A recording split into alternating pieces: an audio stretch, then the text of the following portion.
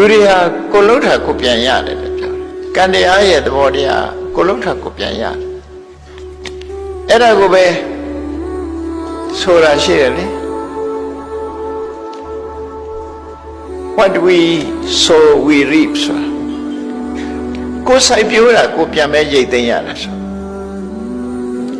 ကိုပြန်ရတယ်လို့ဆိုကိုစိုက်တဲ့သီးနှံပေါက်မှာပဲလေကိုပါစိုက်နေတယ်ပဲကိုကဒုစရိုက်အလုပ်တွေလုပ်တယ်ဆိုရင်အဲ့ဒီဒုစရိုက်အကျိုးတွေကိုပြန်ရမှာပဲကိုမရဘူးလို့လူတွေကထင်နေကြတယ်ဥပမာသူရတဲ့တတ်တယ်အေးကိုပြန်လက်ခံအမဲ့အခြေအနေရောက်လာတရားဥစ္စာခိုးတယ်ကိုပစ္စည်းခိုးခံသူတော်ဘာတာမယာစောတာပဲကိုစောခံခံဟောဒုစရိုက်ဆိုတာအဲ့ဒီပုံစံလာတယ်ဒါနဲ့ပတ်သက်ပြီးရှင်းရှင်းလေးရေးထားတာကံတရားတွေရဲ့တဘာဝဟာတဲ့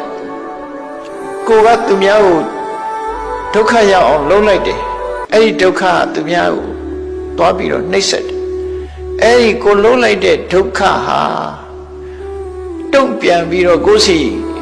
တစ်ချိန်ကျတော့ပြန်ရောက်လာတယ်တဲ့အဲ့ဒီဒုက္ခမျိုးပြန်ရောက်လာ